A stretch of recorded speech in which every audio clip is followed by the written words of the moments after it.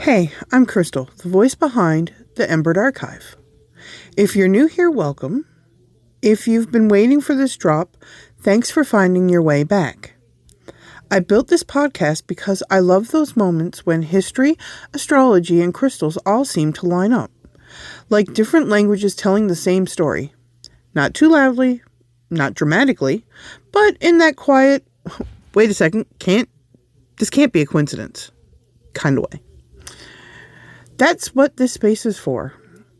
We explore ancient civilizations, we look at the stars and birth charts they believed in, and we connect it all back to the stones and crystals they held close for guidance, protection, memory, and energy. You won't see a face here, just stories, symbolism, and curiosity with a little ember glow, warmth wrapped around it. So let's open the archive properly with the big question this season is built on.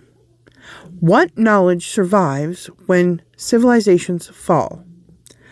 Because if you think about it, the pyramids, the temples, the cities, the rulers, those are usually the first things we talk about when we talk about ancient cultures. And they're impressive, sure, but they aren't the only legacy. What actually survives longest are the ideas.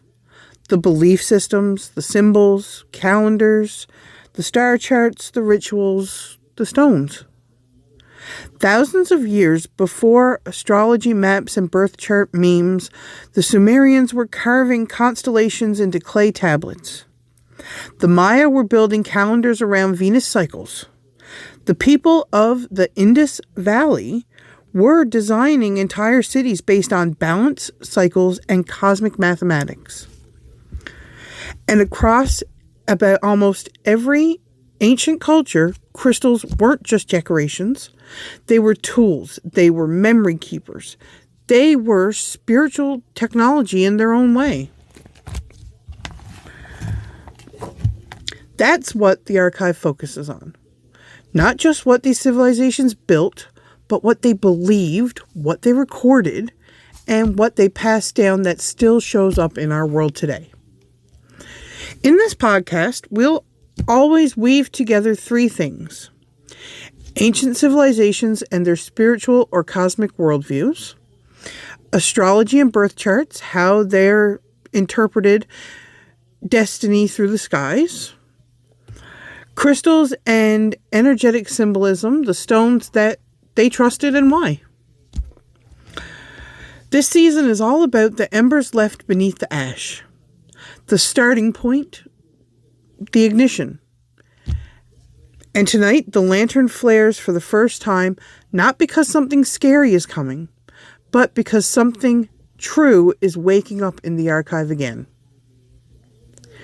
Every episode this season is like pulling a scroll off a dusty shelf, brushing it off, and realizing it still has something to say. So, if you love ancient mysteries, birth chart insights, crystal energy, and that cozy, we're just thinking about big timeless things together feeling, then you're exactly where you're meant to be. Thanks for listening to the very first episode of Season 1. Next week, we'll dive into one of the earliest civilizations to ever look at the sky for meaning. And you might be surprised how familiar their voices still feel.